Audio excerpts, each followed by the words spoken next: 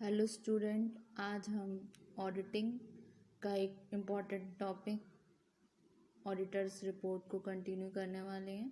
Last वाले video में मैंने आपको इसके मीनिंग बताया था ऑडिटर रिपोर्ट का और इसके कंटेंट्स के बारे में बताया था। आज के लेक्चर में मैं आपको इसके इम्पोर्टेंस बताऊंगी और लिमिटेशंस बताऊंगी। तो लास्ट वीक जब हमने इसको किया था तो कुछ रिकॉल करने के लिए मैं एक ब्रीफली कंसाइज वे में आपको एक बार इसका रिकॉल करा देती हूँ। दैन हम इस टॉपिक को कंटिन्यू करेंगे जिससे आपको ये अच्छे से समझ आ पाए। ठीक है, तो ऑडिटर रिपोर्ट क्या होता है कि जब काम हो जाता है आपके ऑडिट कंपनी का, जो when the work of audit of company is over, तो क्या करता है, एवरी ऑडिटर को प्रिपेयर करनी होती है अपनी रिपोर्ट एक समरी के फॉर्म में। ठीक है, तो जो समरी के फॉर्म में जो रिपोर्ट वो प्रिपेयर करता है वो कहलाती है, वो जानी जाती है आपकी ऑडिटर रिपोर्ट के नाम से। ठीक है, तो ये रिपोर्ट सबमिटेड होती है to the share holders of the company whether the appointment of the auditor has been made either by the directors or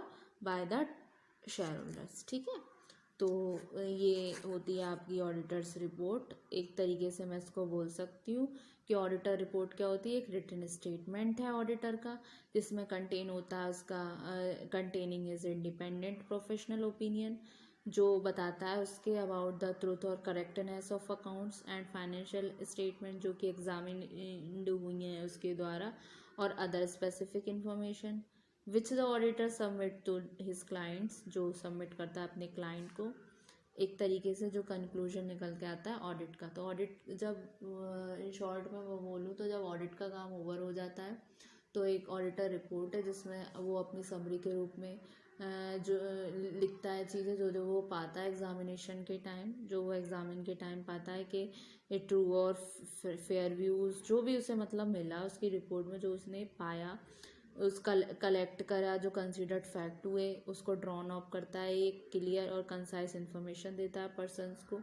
ठीक है, एक तरीके से देखा जाए तो subject matter of the report में कंटेंट होता है आपके फैक्ट फिगर्स जो पाता है ऑडिटर अपनी ऑडिटिंग रिपोर्ट में ऑडिटिंग के टाइम। ठीक है, तो आइए टॉपिक को कंटिन्यू करते हैं।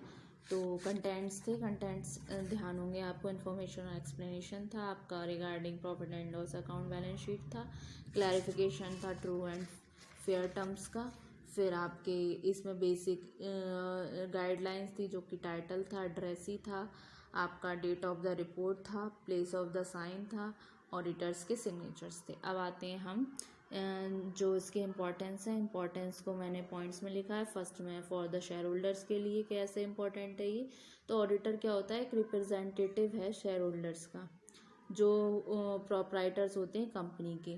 तो they are spread over far and near in large number, they are not in the position to supervise by gathering at one place. मतलब जो शेयर होल्डर्स होते हैं वो प्रोप्राइटर होते हैं कंपनी के, वो स्प्रेड होते हैं ओवर फायर में, नियर इन लार्ज नंबर्स। तो they are not in a position, एक पोजिशन में नहीं होते कि सुपरवाइज कर सकें।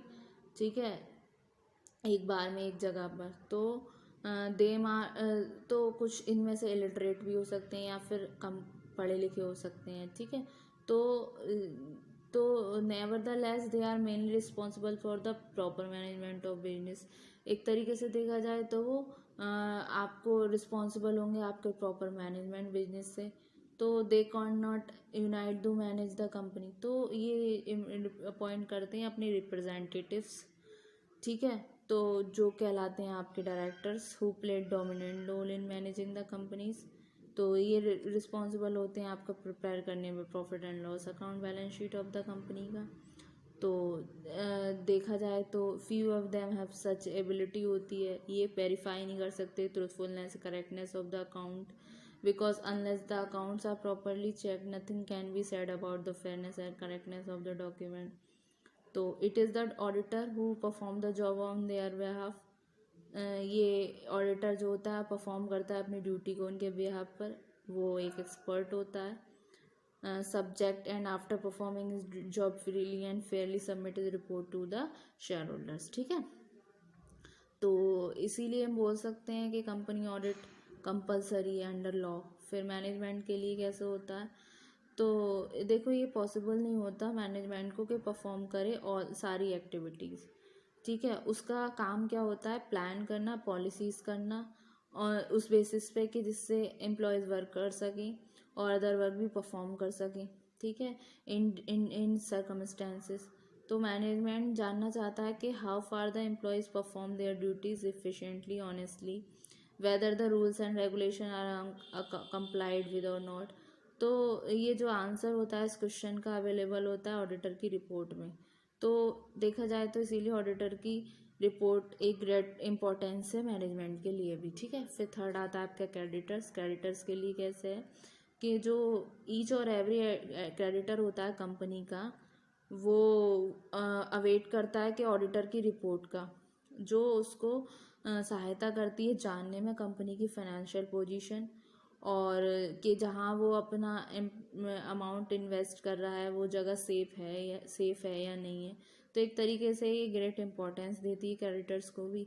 गवर्नमेंट के लिए कैसे है, तो जो गवर्नमेंट है वो डायरेक्टली कंसर्न्ड होती है with the financial position of the company से।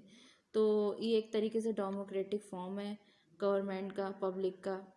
तो the progress of the public is the government progress. जो loss suffered by the public is the government loss. तो the fact like depreciation of capital, erosion, discouragement to investment.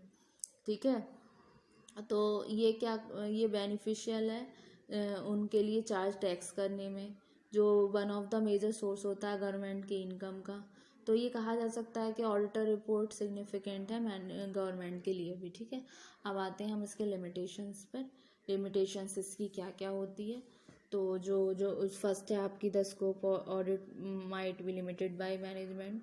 कभी कभी क्योंकि ये limited है management के द्वारा, मैनेजमेंट इसको अपॉइंट करता है, उसको इतना भी राइट नहीं होता, इसको सिर्फ बता देता है फेयर एंड ट्रू व्यू जो भी वो पाता है, और बाकी का डिसीजन किसके हाथ में रहता है, मैनेजमेंट टीम के हाथ में रहता है। तो ये भी लिमिटेशन है। सेकंड है time to constants for auditor. इस एक पर्टिकुलर टाइम दे दिया जाता है, एक प्रेस्क्राइब्ड, मतलब एक तरीके से स्पेसिफाइड टाइम दे दिया जाता है, उसमें उसको अपनी ऑडिट रिपोर्ट कंप्लीट करके देनी होती है। ऑडिटर की इंडिपेंडेंस इसमें क्या है, ये रिक्वायर्ड करता है, ये रिक्वायर्ड क्या करता है ऑडिटर की, to stay independence from their audit client. ठीक है, फिर आता है risk that might not direct by auditors. फिर ऑडिटर की क्वालिफिकेशन, कॉम्पिटेंसी, इसमें क्या आता है कि we all know that in order to run an audit firm someone who represent the firm needs to hold CPA। CPA का मतलब क्या होता है, सर्टिफाइड पब्लिक अकाउंटेंट। ठीक है, qualification. But the thing is because of the competition and because of the number of works the quality of the audit report might have some problems। ठीक है, तो ये थी इसकी कुछ लिमिटेशंस। फिर हमने जाना इम्पोर्टेंस। अभी हमने ये टॉपिक फिनिश किया है ऑडिटर की रिपोर्ट। ऑडिटर की रिपोर्ट क्या होती है, इसका मीनिंग जाना, इसके कंटेंट जाने, इसमें क्या क्या चीज़ें इंक्लूडेड होती हैं। हमने ऑडिटर रिपोर्ट की इम्पोर्टेंस जानी, इसके लिमिटेशंस जानी। होप सो स्टूडेंट आपको ये टॉपिक समझ आया होगा। आज ये आपका टॉपिक फिनिश हो गया। नेक्स्ट वाली वीडियो में मैं आपको नेक्स्ट टॉपिक कराऊंगी। Thank you so much student, आपको ये लेक्चर समझ आया होगा।